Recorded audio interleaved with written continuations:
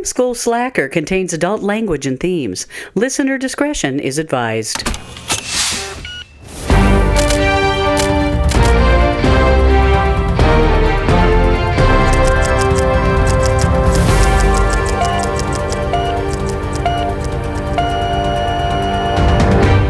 Hello and welcome to Film School Slacker, the podcast where I go through my ever-growing watch list of films, and with me as always is Megan. Hey. Hey, Megan. Hi. How are things? I don't know. I mean, things are thinging. There's stuff and it's things, but happening. Hey, and we're both just hanging out today. Yep. It's kind of cold outside. It's cold. It's gray. Yep. As is to be expected of a Minnesota spring. Truly, so it's a hateful time of year. The spring can't decide if it's going to be 70 degrees and sunny, or if it's going to be 38 and rainy, or if it's going to be cloudy or and snowy. cold. It's like really don't know. Make up your fucking mind already. So, but on the flip side, that does make it a good time to watch a movie. It does. So what are we watching today, Megan? We are watching The Muppet Movie from 1979, rated G, 1 hour 35 minutes long. Incredible. Starring Jim Henson, Frank Oz, Jerry Nelson, Richard Hunt, David Goles, Charles Durning, and Austin Pendleton, among others. Directed by James Frawley. Written by Jerry Jewell and Jack Burns. So this is the OG Muppet Movie. Right. I didn't know that. This is my horrible, and I have so many friends who are going to beat me over the head with Muppets with this, but I didn't know that they were that early. I thought that they were definitely a mid 80s phenomenon. Oh, yeah. I did not know that the first one was 1979. So this... Which I guess kind of makes sense because Sesame Street was around for a long time. Yeah, the Muppet Show started in 1976, right, so even before this. Right. Yeah, I'm just not very bright. The original Muppet Show, which makes sense because my mother was a big fan, and that wouldn't have made sense in the mid 80s because she was not at that age. So yeah, I just wasn't thinking correctly about this. And some things you don't really place on a timeline. Right. And Muppets are eternal. The Muppets have always been here. Yeah, I just never I never thought about the beginning of a Muppets world existing. They're ever present. They've been around for our whole lives. Yeah, exactly. Most of our parents' lives. Right. Which is weird to think about. And the fact that they've never, I think that says something to the fact that they've never felt stale. No. They've always been... Is that the enduring power of the puppet? It might be. I also think that they have a very specific kind of humor that lives kind of outside space and time. Yeah, that's fair. Yeah, I don't know, because, for example, Mickey Mouse is an enduring character, but he feels of a time and place. He sort of lives in a golden age of animation kind of situation, whereas the Muppets just kind of seem to perpetually... They live in a meta universe outside of time and space. They kind of can do their own thing always and always feel fresh. And I don't know how that works. Sacco from Inside. Oh no. It's Mr. Sacco. It's Sacco. Oh no. Yeah. I live in a horrifying meta universe. It's like a constant state of sleep paralysis. Oh my god. But I mean, and who doesn't love the Muppets? I know. I actually know some people who don't, and I don't understand why. They need to get fucked.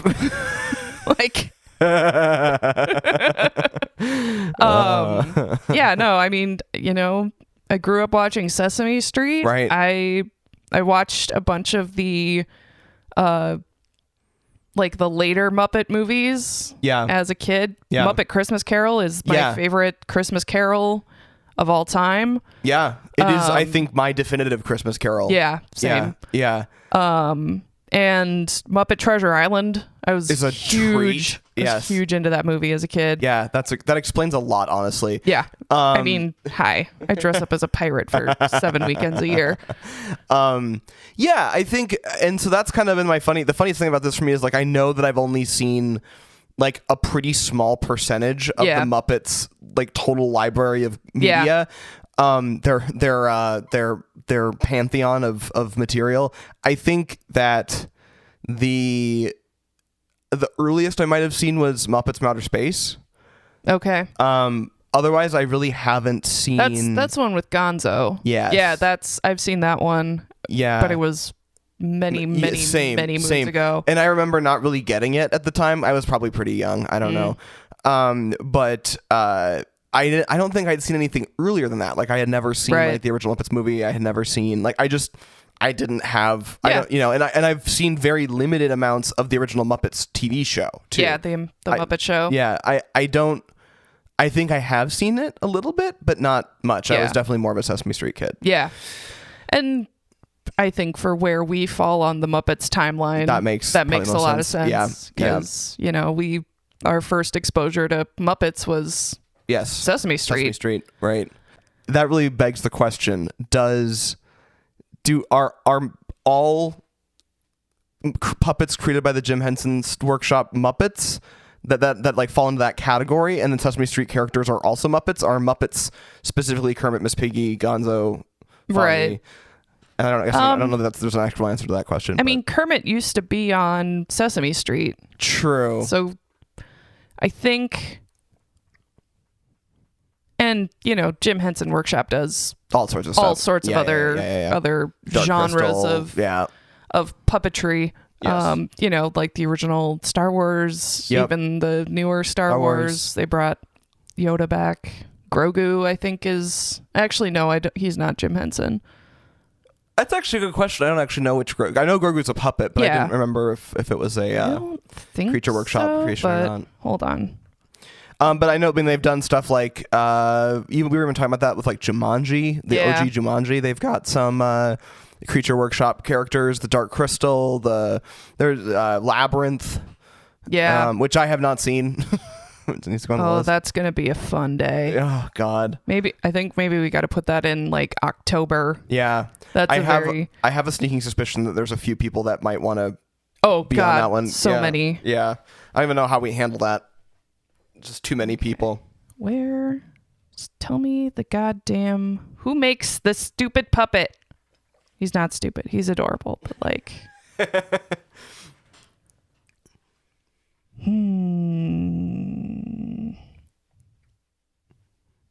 I don't know. Okay. Legacy Effects. Oh. Design the Grogu puppet. Yeah. Legacy Effects, not Jim Henson. Not Jim Henson. Okay. Interesting. But Jim Henson did make the original like Yoda and yeah. But they did use him for the first round of like when he was in the Phantom Menace. They had a puppet of him of Yoda. Yeah. But then when they did the freaking re-release, they replaced it. They replaced it with CGI, and everyone hated it. So they had to bring back Puppet Yoda in episode 8. No. Oh, was that 8 or 7? Yeah, 8. That was 8. Yeah, Last Jedi. Oh yeah, I haven't seen that in a long time. Me neither. I've seen Force Awakens a lot. Okay. I think that's my favorite of those 3. I haven't seen Rise of Skywalker since we saw it in theaters. Yep. I'm good, frankly. I kind of want to explore those 3 a little more now that we have some distance from them. Right. But anyway, Muppets. So Muppets, boogie boarding. Yeah, I am excited. I am curious to see how the early Muppets operated in comparison to how we experienced the Muppets today and how they're portrayed by, the other big thing too is like now they're owned by the Walt Disney Company, which they were not then. One of my favorite attractions, may rest in peace, at Walt Disney World was a Muppetvision 3D, which was incredible. It was the last thing that Jim Henson ever worked on. Oh. And I have to double check this. I can't remember if he lived long enough to do the voice of Kermit or not. I don't remember if it had switched over by then, but it was one of his very last things. And they've preserved it, but I think they preserved it only on Apple Vision Pro. I'm like, well, that's not helpful. Like, Who has that? What am I supposed to do about that? Put it like, on the Oculus. Right, like or just like, I don't know, a YouTube video. Come on, Or people. that, or yeah. Disney Plus. I don't care. Something. Anyway. Yeah, so I am a fan of what they do. I love their kind of irreverent nature. And I am excited to explore a little bit further into their original stuff. Yeah. So, all right. Shall we? Do it. Let's roll the tape.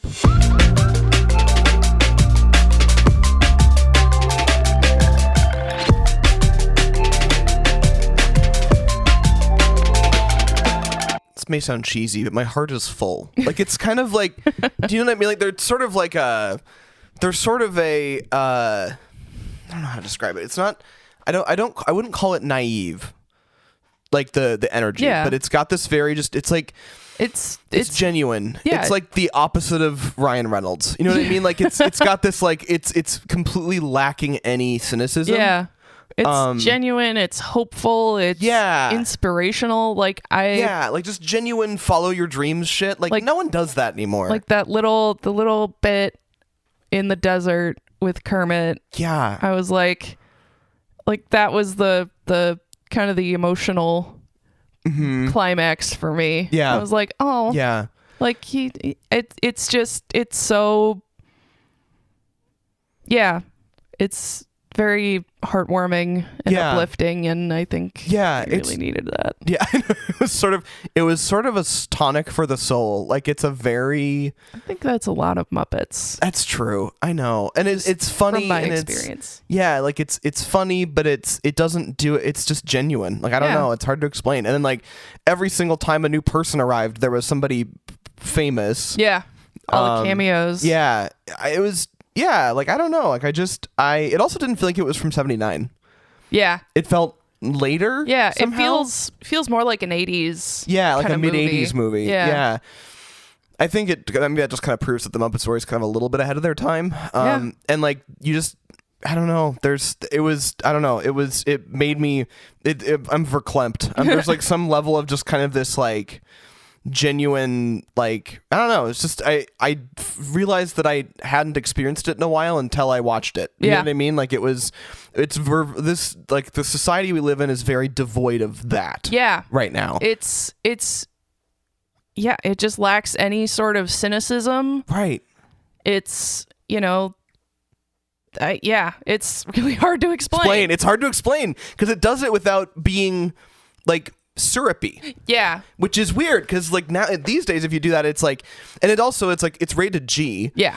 But it doesn't feel neutered, like, in like as an adult not being able to get adult references, because there were several. Yeah. And they were not like, I don't know, like, it just, I don't know. There's something about the way that it's put together that I just feel like is something that I haven't experienced in a while. Yeah. Like, I don't know. It's weird. I don't know. Joy. Is this joy and hope? Joy and hope? It's been a decade. It's been 84 years. It's been 1,000 years. Yeah. It also made me, this is like my own, like, weird theme park nerd thing, but it also made me miss the fact that we never got a Muppets Land. When Hollywood Studios was being built back in, like it was being planned in the mid 80s, the plan was for an entire, like, section of the park to be just like a Muppets themed land. Yeah. With, like, rides and like Muppetvision 3D and all these shows. And then Jim Henson died. Oh. And then they only ever did Muppetvision 3D. Right. Bummer. Yeah, and, like, it would have, if that hadn't happened, we would have had a Muppets Land. And, like, I know. And, like, can you, like, but just like the you can go back in time and save one historical figure. Who is it? It's gonna be Jim Henson. It's gonna be Jim Henson. Like, I'm gonna bring him a shitload of antibiotics. I'm just gonna show up at his house later and I'd be like, I'm taking you to the hospital. Yeah. Who are you? It doesn't matter. Doesn't matter. You're going to the hospital. I'm from the future. Donald Trump is president now. Come on. And he's just like, oh, fuck, let's go. Let's go. Yeah. Like, I think, like, I think that the world would be different with a Jim Henson who lived into his 80s. Yeah. You know, like, if he lived into his 80s, he'd still be alive. Yes. He'd be like my grandparents' age. Right. Yeah. Wow. Yeah. He was in He was in his 50s in in when he died in 1990. Like it just he would have been probably just died. Died this year probably. Think of the world that we would have had with that much more time with him. Yeah.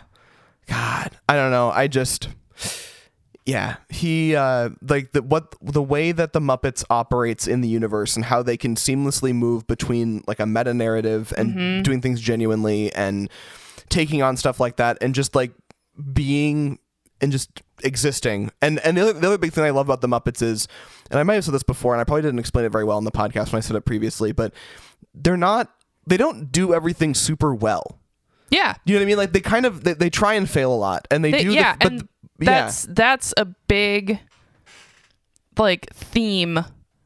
They fail and they get up and they keep doing it. But they keep doing what they love and they do it because they love it. They really don't let anything get them down and keep them down. Right. Like failure is treated as, it's not the end of the world. Failure is treated as part of it. Yeah. It's not treated as a thing that you have to be afraid of.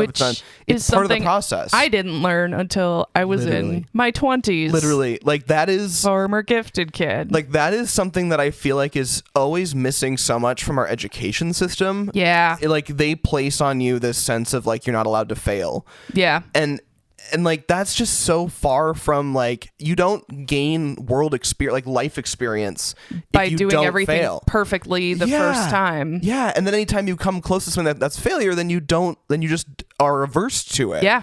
And like that's I'm still learning about that. Same. I have to. Yeah. There's certain parts of my life where I like when it came to doing video and audio production, that is something that I just did for so long and failed so many times that like I got that. But there are still other elements of my life that I'm still nervous about doing something because I'm worried about trying and failing. Yeah. Hi, welcome to me going to get a master's degree and then not pursuing writing. Yeah. It's too close to and it's too close to something that you care about. Yeah. So therefore if somebody doesn't like it, then I don't really care if people like it. It's just getting myself to do it and do it to the level that I was doing it, is daunting to me. And it's but there's definitely still a sense of a fear of failure. Yeah. In that. Oh yeah. I don't submit anything to literary magazines or it's publishing companies or anything like that because right. And I think I've gotten better about it in other aspects of my life, like job hunts. I apply for jobs that I'm really not super qualified for. Sure. But the worst they can say is no. Right. Like that's different when it's your own. Yeah, it's different when it's something that I've had my hands in. Right. And you feel like, and I get it too. Like, it's like video and like I get so like going outside of my comfort zone. There's things I know I can do. So I do them, but like going outside of your comfort zone, especially like on like film sets and like going back and doing that more actively is something that I'm just like, I'm so rusty. It's been so long since I've really worked in these kinds of environments. These people are out there doing it all the time and I feel like a hack. Right. Yeah. But one thing that that at the end, by the end of the movie, like the kind of the thought that came back to me was like the idea. I loved this movie's sense of I'm starting with a dream. I'm trying to get there. But ultimately it doesn't matter if they say yes or no, because I've got this whole group that's with me. And that was the other part of it. And they just back each other up unconditionally. It's that community support of the dream. Right. Like and that's the other part of it is you got to find your people. Got to find your creative group. Your creative people. Yep. And I think this is something that I've been noticing more and more about movies and TV and everything like that. It's if everyone is invested in making it good, if it's a project that people care about, it's going to be better. Yeah. Like, I mean, anything that Bill Lawrence touches really, versus, people who bring like negative energy to sets. And, just because somebody is like empirically good at what they do does not mean they are the right person for the situation. And if you're a tyrant on set, or if you're a diva, no one wants to work with you. Right. The end product suffers. Yes. So I don't know. I want to be more of a Kermit in my life. If that's being more of a Kermit that is cheesy. No, but look, we were here already. Let's just commit to it. Yeah, I think that's a great statement. Like, I think just generally maybe I'll adopt it too, because like there was a meme that went around a while ago that was like, be more of a Kermit, or bring more Kermit energy into your life. I gotta find it because it was really it was really touching and like good. I do think that the idea of having you'd said it well, like, but the finding the no, it's gone. I had a thought. Go ahead. Be a Kermit the Frog, have a creative vision and no ego, recognize the unique talents of those around you, attract weirdos, manage chaos, show kindness, be sincere. Yeah.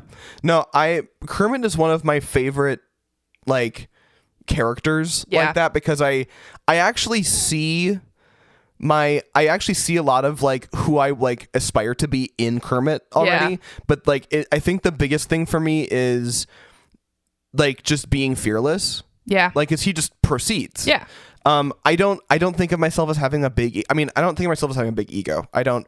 Yeah. But I also, on the flip side, I also will sometimes not push for my own creative vision because of that. So I have to find that balance. Mm-hmm. And I feel like for a long time, post college, I didn't feel like my ideas were worth pushing. Yeah.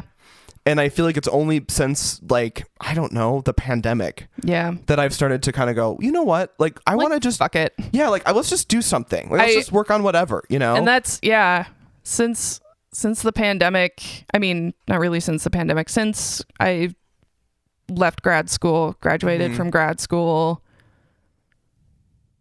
I've been less focused on creative stuff. Mm-hmm. And now that, I was in a creative field and now I'm currently unemployed. Right. I'm like, I'm kind of approaching fuck it, and like in a positive sense, fuck it. Let's just fucking do it. Right. Because I'm really sick of sitting around and not being true to myself and not doing what I want to do because of fucking whatever. Right. Like, be it my own, things that I should talk with my therapist about, or things I have talked with my therapist about, or, the world at large. And I forgot where I was going with this. Yeah. But I don't know. Welcome to Film School Slacker Therapy Edition. Brought to you by the Muppet Movie. By the Muppet Movie. 1979. Are we shocked? No, but no. I think that, no, absolutely. And I think that there was a sense for me at some point where I was feeling like I needed to wait around and wait for the world to have something happen to me. Yeah. And I think that that's not an uncommon feeling for people that like went through school and had like the whole experience.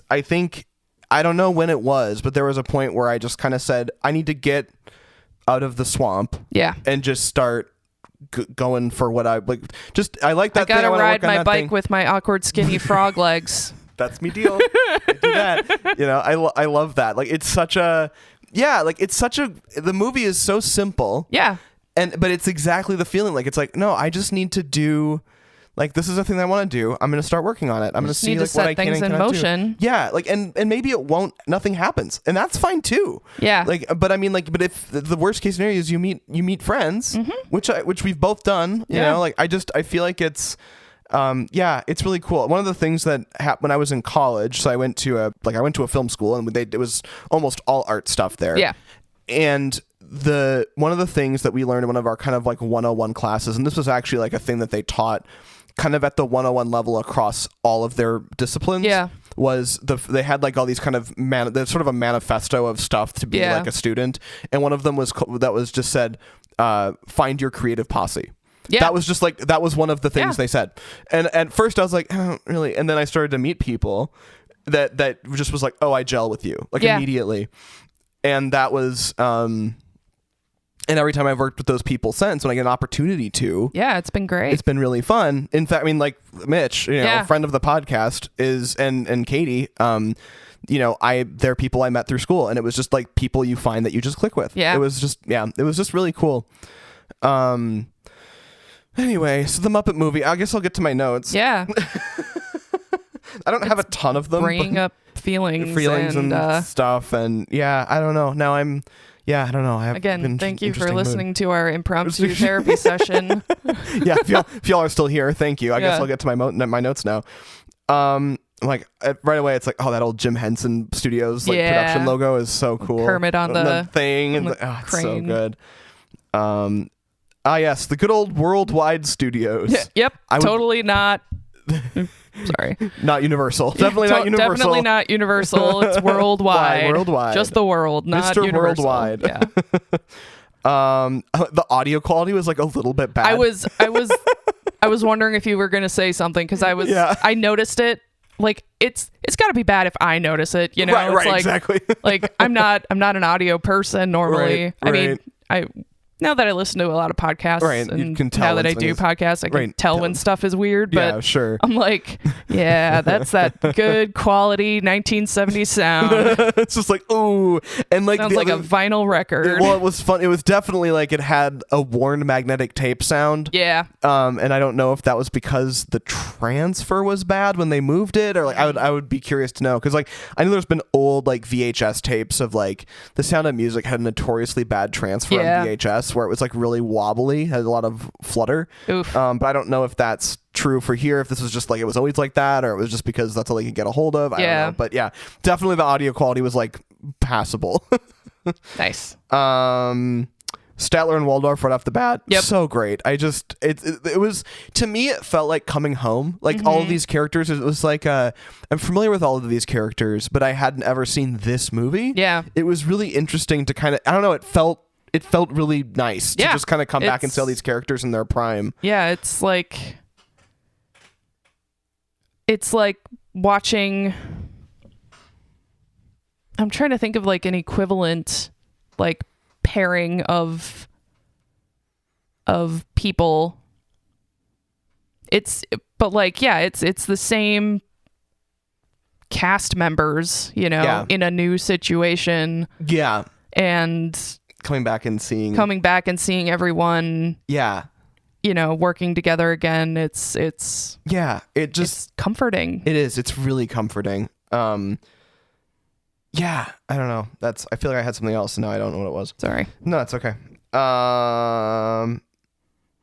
They're like, is this the story? That's sort of approximately how it happened, which is probably just Jim Henson being like, it's an allegory for my experience. It's not based on a true story. Right. And then the movie starts, and like the movie in the movie starts, and it's always got to be some kind of weird meta thing, and I love that. I know, and just like there's going to be a meta narrative. You just have to just deal with it. Going directly into Rainbow Connection, which made me like again a little verklempt right away. The Weezer and Hayley Williams cover of that song is like, it's so well done. Yeah. And it's a little heartbreaking. Yeah. And then like listening to the original version, it's still like it's a weirdly uplifting song. But it's also a little sad. It's a little sad. And I love that. I know. It's Rainbow Connection. Like, is it? And I know that this is not a hot take because it's a beloved piece of music. Been around for damn near 50 years. Yeah. Like, it is just such a, like, it makes you feel something immediately. Yeah. Just right from, like, because you heard, like, you start going in on this swamp and you just hear that bum bum bum bum bum like from the banjo, and you're like, oh shit, they're gonna do Rainbow Connection now. Core memory unlocked. Yeah, it was so charming. And it's just Kermit in the swamp playing a banjo. Yeah, Kermit is from the Dagobah system. We've confirmed. Yeah, I told you him and Yoda are like cousins, third cousins. Yeah.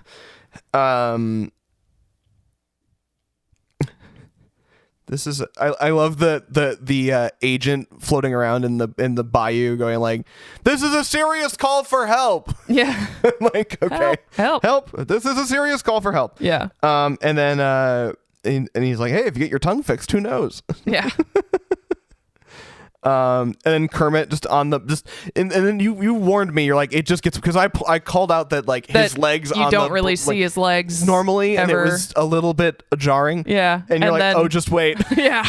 And then, like, oh, wait for it. Just wait for him on a bicycle, and we both at the same time went. I remember the first time I saw it. I think I saw this Muppet movie for the first time when I was in my teens. Yeah. And yeah, that first, like, it takes a split second to realize what you're looking at. Yes. And then it just looks weird. And like, it's just like, I know. They worked so hard to do it. They never thought if they should. Well, that was kind of Jim Henson's goal. Yeah. For this movie this was the first movie to ever show full like body. a hand puppet from the waist down.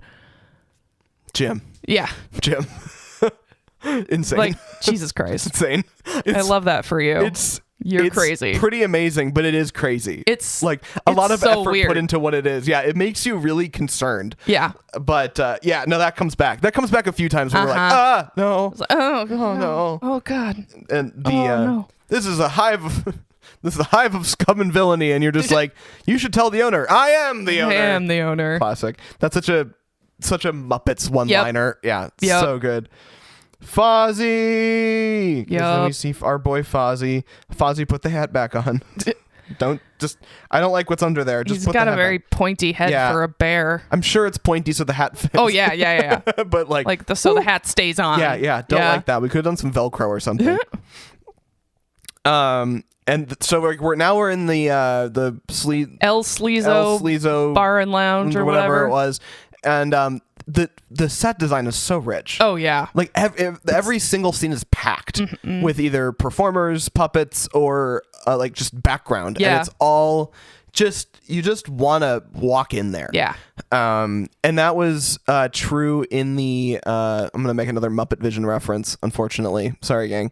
If this becomes a drinking game, y'all are gonna be just trashed by the end of this thing. Nice. But the whole idea of Muppetvision 3D was like they were giving you a demonstration of Muppetvision 3D technology. Oh, got it. So when you walked in, it was like walking into this like kind of theater, like it was like Muppet Studios. Yeah. You were walking into like this sort of like facility of theirs, and when you got in, like the staging area was like all like plywood and pushed together and looked all janky, and the theater was nice, but you didn't see it until you went into the theater. So it was like you could tell the Muppets had slapdashed it together. And it was so dense. Like there was just so much weird shit where it was like, arrows of being like, don't remove this, or like little like, all it was so fun. But that gave me that feeling right away, like that very dense sense of everything. And when you first walked into the building, there was like a little like guard desk thing. Yeah. And it was just like, be right back, key is under the mat. And if you lifted up the mat, there was a key under there. Yeah. Love that. It was good stuff. So drinks around the house, and then they all went Everyone to the roof. goes to the roof. Absolutely classic. No notes. It's just that dumb. So dumb. Like lowest common denominator, but not in a gross or condescending or like offensive way. It's it's kind of Mel Brooksian. It is a little bit. And I wonder, because he shows up later in the movie. Right. And I'm like, I wonder if they were like friends. Right. And kind of like worked together on stuff sometimes. Because I could definitely see Mel Brooks being like a kindred spirit and them becoming like close, if not creatively, at least like personally. Because, and now I'm curious about who it did. Jim Henson, the Creature Workshop, build some of the stuff for Spaceballs, like Pizza the Hut. And that's a good question. Googling. There is a Spaceballs wiki. Good. And I love that. There's a wiki of everything these days. And we've got Doc Hoppers, which is quite a character. Yeah. It's Pappy O'Daniel. Yeah, exactly. Quite a lot of an interesting choice. I think it was an interesting choice, that plot point. Like, he's really the only kind of the only real active baddie in this, and to me he represents selling out. Yeah.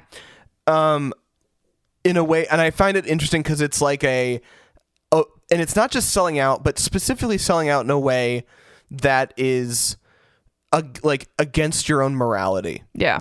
And I think that was a fun play. You know, the idea of like being a frog selling frog legs is such a it's such a this is gonna, I don't know, it's almost like a dig at corporate America, like, in a way. Oh yeah. You know, like the idea of like, you know, you're going to work and do something that's going to be potentially damaging to other people, but you'll be okay. Yeah. You know what I mean? And like that to me, he's asking Kermit to be the face of frog execution. Right. Or like, you know, frog dismemberment. Right. And yeah, there's a lot of money in that, theoretically, but that's not his dream. And he's doing damage morally objectionable. Right, exactly. And so the idea of him, like, the fact that like his entire journey to be successful has Kermit being chased around by the easy road out. Yeah. Where he wouldn't have his friends, but he would have money. Yeah. Is that success? Define it. You know what I mean? It was such a good, it's obviously not a difficult analogy. Like, it was very on the nose, right? But it was, it was delightful. Okay, you're going to feel really dumb because I feel really dumb. Oh, no. The Creature Workshop did the pigeons and the cat in The Producers. Oh, sure. Yeah. And I'm still looking for if they've worked together before. Okay. But yeah. Interesting. Yeah. No, that's the Mel Brooks of it all. There is definitely an element to that. I think Mel Brooks tends to be very dense to the point of being like, are you in the mood for this? You know, where I feel like the Muppets is a little less dense in terms of that kind of humor. You know, that's kind of keeping the attention of kids versus adults. Yeah. Like, yeah. It's obviously Mel Brooks is not targeting kids versus movies, but let's hope not. Yeah. But anyway, so I love that they're driving down the road and I'm just like, that's Big Bird. Yeah, it's Big Bird. Big Bird's here. I loved Big Bird as a kid. And Big Bird's going to New York. I was more of an Elmo Grover Cookie Monster kind of person. I definitely liked Elmo. Don't get me wrong, but I also loved Big Bird as a kid. A bear in his natural habitat, a Studebaker. Jump cut to the church from Rocky Horror Picture Show. Just electric. Feels like if you walk in there, you'd find Electric Mayhem or Frankenfurter. Who's to say? Both is good. Oh, Zoot skipped a groove again. Zoot is out of his mind. Zoot needs either more or less weed. Yeah. There's no in between. There's no in between. He's at the wrong level right now. He needs to pop another edible. I can't find the answer to that question. The answer to that question. Yeah, well. But they did do the pigeons in The Producers. Sure. So there you go. There you go. That's your answer for me. Perfect. Absolutely blowing through the fourth wall. Oh yeah. Several times. Doesn't exist. That is also very Mel Brooksian to just like hand the script to another character inside. And I did say, like, I was thinking, and I didn't say it out loud when we were watching it, but like they left a copy of the script with them. And I'm like, well, do they know what's going to happen next? Like, how does that work? You know. So, and then yes, the joke came back around. Yeah. Perfect. Why is Can You Picture That an absolute bop? I have no idea. But it is. It really is. It fucks. It does. It's like the Muppets music fucks. Yeah. Oh yeah. Excellent music in this movie. I mean, yeah. I love it. Like moving right along. Yeah. Amazing. Ugh. So good. Poor Sweetums. They leave him on the road. Obviously, they had to leave him because they couldn't fit him. He could not physically fit into the car. The family truckster. There was no way he was going to be in there. Megan can attest to this story while we were watching it. I had no idea that Gonzo was married to a chicken. You had no idea. I had no idea. You're like, what's the deal with Gonzo and that chicken? Is that like his like partner? Are they in a relationship? I'm like, that's his wife. Show some damn respect. I want to say her name is Henrietta, but I don't think that's right. I think it's like, hold on. I was gonna say Camilla. Camilla the chicken. Yeah, and they're not married. I'm sorry. They're not married. Yeah. Well. Yeah, just significant other. Make an honest chicken out of her, Gonzo. God. Truly, you love her. Put a ring on it. Yeah. It's been 50 years. It's been almost 50 years. Well, since 1978. So, yeah. Yeah. It's 48. 48. Yeah, it's almost 50 years. Jesus. Are Kermit and Miss Piggy married? I don't know. I don't think so. The Kermit Miss Piggy meet cute was pretty funny. Yeah. I didn't know that there was actual lore for that. They lock eyes across the crowd, and right. she goes into this romantic montage in her brain and it's very... She lives an entire life with him just in the moment of meeting him. So funny. So on brand. This is so one of the people I know who isn't a fan of the Muppets does not like them simply because of the Piggy Kermit dynamic. Okay. She finds it uncomfortable. Okay. Which I kind of understand because I also find it uncomfortable, but it's kind of the shtick. Yeah. I don't know. Like, and different relationships look different. I don't know. I don't think Kermit would. I don't know. I don't know the answer to that, but I get her point. It's Allie, by the way. Allie doesn't like the Muppets. And I'm like, there's more. Sorry, you're evicted. Well, I'm just like, there's more to the Muppets than Kermit and Piggy. Like that's just one dynamic in like a much larger thing. And she was also like, I don't understand. They have like actual lore. I'm like, no, you don't. Like, the lore is that they live in a meta universe. Yeah. Like, they do not have to exist in time and space with us. Like they can come and go as they please. Okay, so according to the Muppets character encyclopedia, all of Kermit and Miss Piggy's weddings have been fictional, but Miss Piggy carries around a marriage license in her purse just in case. Miss Piggy seems to have come to peace with the hold on.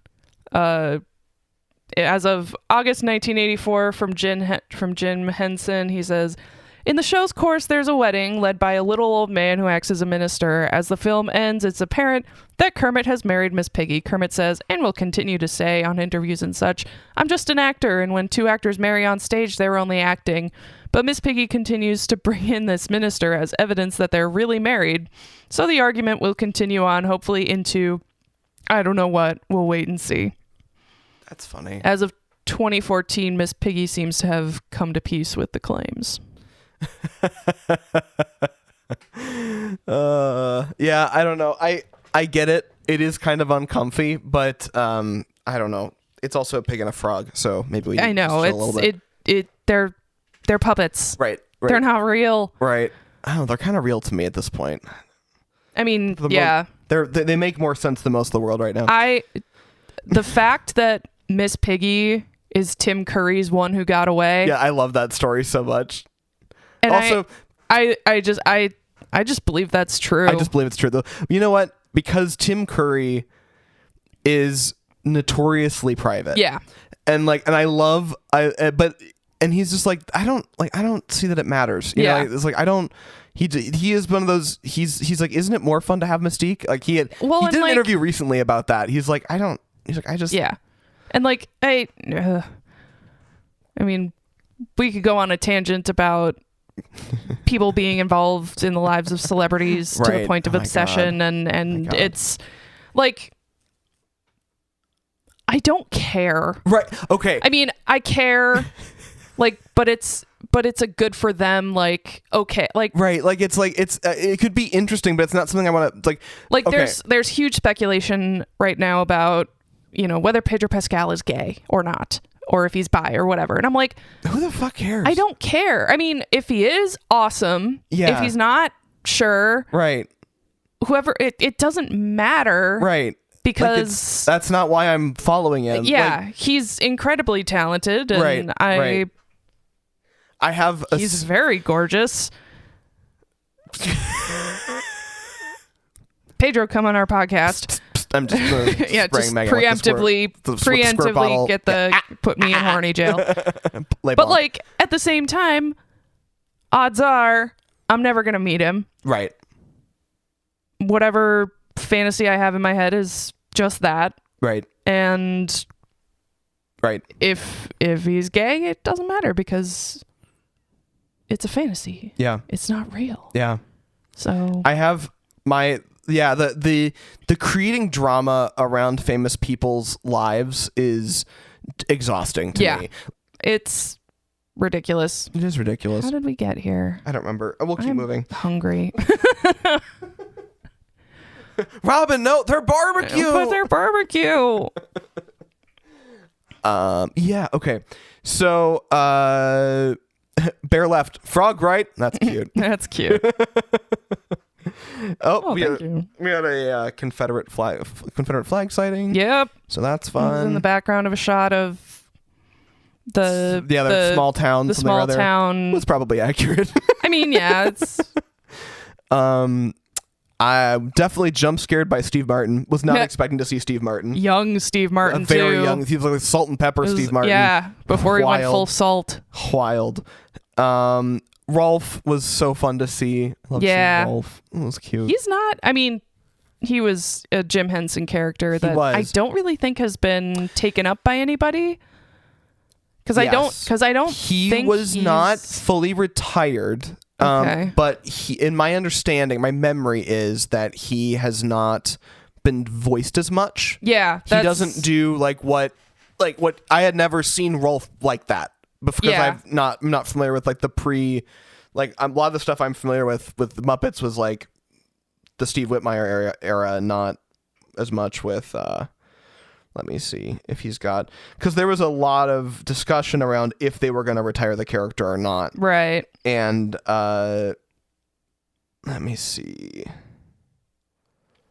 Because he showed up but not singing or not speaking in Muppets Christmas Carol. He was just playing piano. Yeah. And that was because they were not thinking they were going to do that. Then they did, but they never gave him a voice because Jim Henson had just died. Bill Beretta. Bill Beretta. Okay.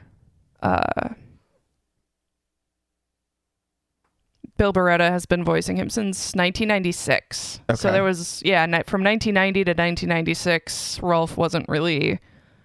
Okay. Yeah, wasn't really used. But Got then it. In 1996. Oh yeah, so he's done Muppets. Oh, so he's done some stuff. Yeah. Okay.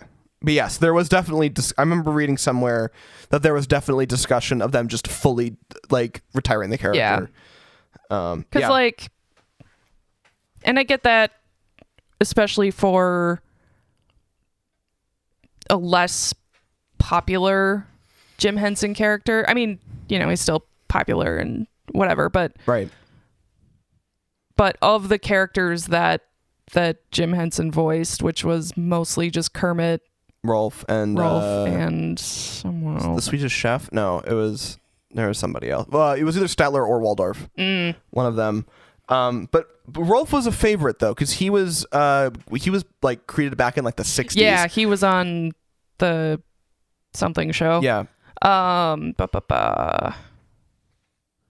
So after the death of Jim Henson, Rolf continued to appear in Muppet productions silently and briefly. Rumor arose that the character would be permanently silent as a sign of respect to Jim Henson.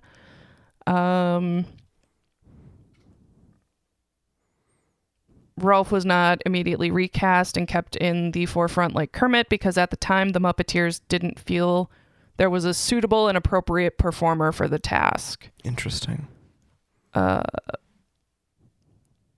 Rolf was featured silently in The Muppet Christmas Carol, playing piano at Fozziwig's party, and Muppet Treasure Island as a patron of the Admiral Benbow Inn. Okay. Eventually, Bill Beretta took on the character and gradually transitioned into the role. Rolf only appeared in one episode of Muppets Tonight. Okay.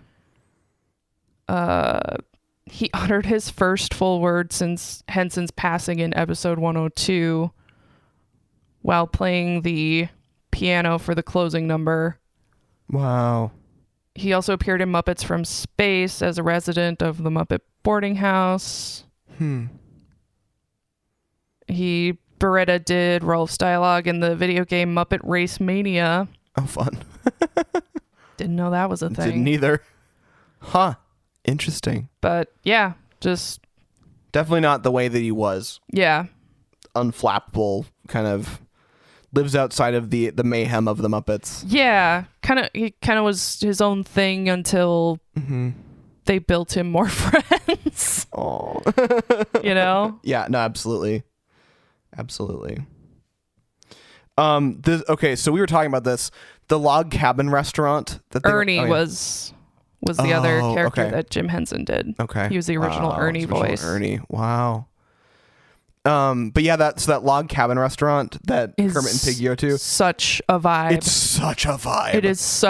It's like 1970s supper club where you could barely see across the table because people were still smoking in so restaurants. Yep. It's like there's I'm not going to name it, but there's a steakhouse in the north suburbs of the Twin Cities that has a similar vibe. Got rid of the red and white checkered tablecloths though. Yeah, they're classy now. Yeah, they're fucking classy as shit. Those mashed potatoes, they're so good. Will fuck you up. Oh god. I haven't been there in a while. Only been there that one time with you guys. I know. We're just gonna go. You know what? After the fucking year I've had, ma'am, it's April. It's just the beginning of April. I know. Oh man. So anyway, boogie boarding. And then Mel Brooks shows up as a fucking Nazi doctor because of course he did. And then of course Miss Piggy goes into her karate mode. The hi-ya thing. And her wide, like, she had like deranged eyes for that. Hilarious. That was so funny to me. Like, I don't know, just because like they had to have a different version of the puppet or swap it out. Like, swapped out the eyes. So great. These are Miss Piggy's crazy eyes. Right. Incredible. These are her normal eyes. The Swedish Chef is the projectionist in the movie because the movie stops for a second. I love that because the Swedish Chef was the projectionist in Muppetvision 3D as well. Nice. It's a good call out. Nice. Didn't know there was lore there. Apparently his interests are cooking and projectionism. I always got the sense that that was just like they didn't know what else to do with him, so they made him, they were just like, I don't know, we're not here to do food today, so I guess chef, you're gonna do the projection. Yeah, so good. And then the family truckster breaks down and the hood popped open. Yeah, it's always good when that happens. Okay, there was a line. I think this was at the campfire. The line from the song was, "There's no words yet for old friends who just met." Yeah. And I was like, am I going to cry? I might cry. Like, it was just such a good line. I'm going to go back there someday cover on the Green album is also, I can't remember who did that. But yeah, that's another song that's God. Again, it's hopeful, but it's a little sad. Why is the Muppets a little sad? I like that they're a little I know. sad. It's like it's how you get past. It balances out it keeps them from being syrupy. Yeah. But it's a little it's that bitter to kind of. Yeah. But it's subtle. It's not subtle. like it doesn't overpower ever. Yeah. It's never the dominant thing. But like every now and then they give you a bar where you're like, oh fuck, that was hard. Like that was a lot. And like the verklempt nature of the line, like old friends you just met, like that's like, because I think everyone's, or if not everyone, obviously, a lot of people have experienced that sense of like feeling drawn in with people. It's such a love letter to your creative posse. It's such a love letter to people that you immediately feel a kinship with. I don't know. I was kind of moved by it, and I feel really weird about that. I feel kind of weird that I'm moved. Rachel Yamagata did I'm Going to Go Back There Someday. I don't know who that is. Singer, songwriter, and pianist. Her songs have appeared on numerous TV shows. Okay. Collaborated with Jason Mraz, Bright Eyes, Toots, and the Maytals. Ray LaMontagne and Matt Nathanson. I wonder, is she? I want to say she did the song to, like, the end song for Steven Universe. That means nothing to me. Okay. I've never seen a single episode of that show, but someone used that song in like a video, and the lyrics got me, and I'm like, what the fuck? I'm not seeing it, but her song Quiet was used in How I Met Your Mother and Ted Lasso. Okay. Huh. Interesting. All right. Okay. We got some listening for later. I know. I'm like, I feel like I know this name. Okay. I just interesting. So okay. Oh, and then the Electric Mayhem finds them at the campsite. Yeah. And because they read the script. Because they read the screenplay you left us. And then they go into then they have to escape. They're continuing on. They're escaping, and they get the tip off that they need that he's gonna go face off Doc Hoppers, and they're gonna go to a ghost town, right? Yeah. And they pull up, and there's just a skeleton of a horse up at the hitching post, and it just collapses, which is such a weird gag, but I love it. So weird. And then we meet Honeydew and Beaker, who have set up shop in the ghost town, which is great. Just I do love me some Honeydew and Beaker. You know, if you're gonna do weird experiments, do them in a in a ghost town. Yeah, absolutely. And then we get Kermit in boots, which is something. That is something. I may not be a big shot Hollywood frog, but I deserve a chance. Right? I get it. And then then we have Giant Animal eat the grow pills, and then they all go to Hollywood, and again jump scared by Orson Welles. I'm like, Orson Welles, what the fuck? And then they get the standard Rich and Famous package. Yeah. And how do I get that package? I don't know. I'm working. I just gotta go find Orson Welles, who's been dead for however many years. Right. And then Crazy Harry's on the lights. Crazy Harry, no. And it all falls apart while they're trying to do the show. But it was Rebecca Sugar who did the Okay. Steven Universe song. Got it. My bad. But yes, so it ends with them losing, like everything falls apart while they're trying to shoot stuff, which is how the world works. Yeah. And then the rainbow comes in through the thing. Through the ceiling. Yeah. And it was just so charming, and it's all of them together working on stuff, and I love it. Yeah. It was good. It was. I had a nice time. Yeah. It's a very cute ending, and then we cut back to the theater, and Yes. You know, it's chaos and total chaos. But, you know, it's yeah. Absolutely. It's just such a good. It's so good. And then, you know, we come in here to record and we feel really good. We feel really like uplifted and inspired and oh, it's such a good feeling. It is. It's nice. It feels good. I want to watch more Muppets. Like I want to go home and watch the Muppet Show now because hey, there's the new Muppet Show. That's right. And then there's man, there was like 2-3 seasons of the new Muppet Show, and then there was a Muppet Show special that they just released, and well, didn't they just bring it back, or was that only for a couple episodes? I think it was just for like a couple episodes. I think it was sort of a soft launch. Again, but we don't know what's happening. But we don't know. But and we do have the 2011, 2010, 2012. Yeah, 2011 movie. The 2011 movie on the docket. We do. I will say the reason Jason Segel, I credit Jason Segel with this most recent like Muppets comeback. Okay.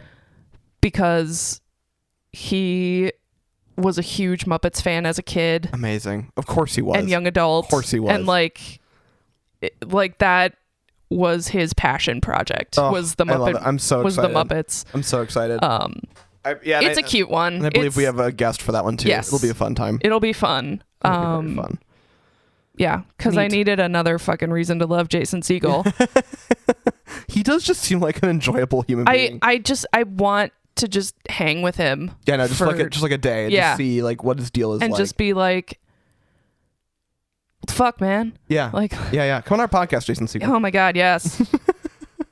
Okay, let's rate this thing. Yeah. Production design. I kind of want to give it a 5. Do it. Because I really appreciate because they're unique.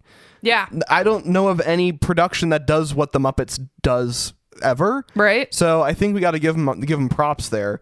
The story is not really remarkable. Like, I don't know how we want to rate that. Like, the story isn't anything real exciting. I don't think it was bad. It was just like not game breaking. Yeah, it's just groundbreaking. Mel Brooksian kind of Muppet chaos that you know, it's just kind of the classic hero's journey. Yeah, and collecting the friends along the way. Yeah, I liked it. It followed a fun pattern because you also like meet the origins of these characters and how they all found their way, how they got together. Yeah. I don't know. Do we want to do like a 4? I'd be good with a 4. Okay, let's do a 4. Okay. Because I think before we move on, I do want to point out that I kind of put dialogue along with story. Yeah. And the dialogue in this movie is really good. It's really good. It's very natural. It doesn't feel scripted. Right. It's natural without feeling mumbly. Yeah. It's just really well done dialogue. Yeah. Like the bear left, right frog. Yeah. That's cute. Oh, that's cute. Oh, yeah, thank you. Yeah. It's just good banter. Yeah. They do a good job of banter. But yeah. Performances.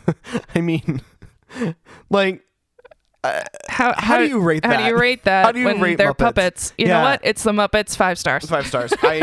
You know what? The Muppet override is fine for me. We'll just override it. If we're on the fence, we'll just go up because of the Muppets. Cultural impact. Okay. I don't know how we rate that from the perspective of this movie specifically. Right. My mom's a fan of the Muppets. I don't think she's ever seen this film. Really? Yeah. Like, she watched the original Muppet Show. Yeah. And she's seen other ones. Which came out before this. Right. I don't know. She's not sure she's seen it. Oh, okay. Which is interesting. Granted, that's a sample size of one person. That's true. Who's, generation before me. I think... Because I read in the trivia that when this movie was released in 1979, The Muppet Show was the biggest show in the world with like over 200 million viewers. Right. But I put that credit on the show, not the movie. Right. The show is what brought people to the movie. Right. So is the movie... in a chronological sense. So that's a tough one. I mean, I don't think it's done anything bad. No. I just don't know that we can give it a lot of props. Like maybe we call it a 4. I was thinking probably like a 4 because it wasn't like it's good, but it rode on goodwill from before. I'm gonna bump it up to a 4.5. Okay. Because of the technical aspects. That's true. It was the first groundbreaking. The first movie to show a handheld puppet from the waist down. For whatever that's worth. It also was the first Muppet movie. So every subsequent Muppet movie had this as a template to look at. Had this to thank for allowing them to exist. You're right. That's a fair point. We would have no Muppet Christmas Carol. Fair. If we didn't have this one. The Muppet movie. You're right. That's a fair point. No Muppet Treasure Island either. Mm-hmm. Honestly, why aren't I know this point has been made on the internet before, but why, with all these Disney remakes, why are we not remaking them with Muppets? I swear to God. There's so many that should be made. I mean, I swear to God. I mean, have you seen the Haunted Mansion Muppets movie? No. Okay, well, I will have to force you to watch that at some point. 3 Haunted Mansion movies, and most of them are actually good. Okay, so what I will say, there was the one in 2003. Yeah. With Eddie Murphy. Most people don't like that one. Yeah. I think I've seen it once, and it wasn't great. Then there was the second one, which is the Muppet one. Okay. And that one is an absolute fucking delight. Okay. It's dumb. It's a Muppet movie. But it's really fun. And then there's... Am I gonna get it if I've never been to the Haunted Mansion? Because that's the other part. Yeah, that one is definitely has a lot of in-jokes. It's definitely Muppet focused and also very based on the ride. Gotcha. And then the last one that's the most recent, I think it's Owen Wilson or something. Yeah, it was like a dark, gritty. Yeah, it was a little bit scarier. Yeah. But I've heard that one was pretty good. So I don't know. Yeah. Okay, so that's 4.5, which then gives us a overall score of 4.6. Nice. 4.6. If it's which is it's an interesting bedfellows. It is the Muppet Movie, My Big Fat Greek Wedding, Silence of the Lambs, classic. Okay. X2, Addams Family Values, and Wolf of Wall Street. Below it at 4.5 stars are Goodfellas, The Men Who Stare at Goats, Hail Caesar, Gladiator, The Addams Family, and Dogma. And just above it at 4.8 stars are Home Alone, Ex Machina, X-Men, and Coco. Yeah. All right. That is our lineup. We really do have a bizarre breakdown. So weird. So weird. It's so weird. Yeah. I don't know. That was really nice. That was a hug, a little tonic of I feel like I was temporarily transported to a happier version of me. Yeah. Same. Which sounds really dumb. bad, yeah. but it's also like joy and hope and kind of that self-belief. Yeah. Is kind of hard to come by these days. It is, because our media doesn't really. Our media today, even stuff that's fantastical, doesn't really do that. Yeah. In a way that maybe part of that is because neither of us relate to that energy in like a Disney movie. We have to do it more in the way that the Muppets are much more messy. They're much more chaotic. They're more human-like. They are, which is a weird. They're more like real thing characters. To say. It's kind of like why people like the Greek gods. Yeah, because they're all messy bitches. Because they are messy as fuck. Yeah, and God, I love the Muppets for the same reason. I do too. There is something eternal and something that will always speak to me from the way the Muppets operate. Yeah. And find your, like to your point that you said before, you had that meme where it's like, be Kermit. Yeah. Be a Kermit. Have a great push. Always push for your creative ideas and share them. Yeah. Don't have an ego. Find your creative others. Mm-hmm. Push for what you can. Build it even if it's not perfect. Do the be kind, do the thing. Be kind. Yeah. Be it's such a great message, and it's such a great such a great thing. If you're not making hope and joy in your life right now internally, the Muppets is fine. Yeah. Go ahead and just go Store-bought is fine. Store-bought is fine. Yeah. Also, I think our next friendship tattoo should be Kermit on the bike.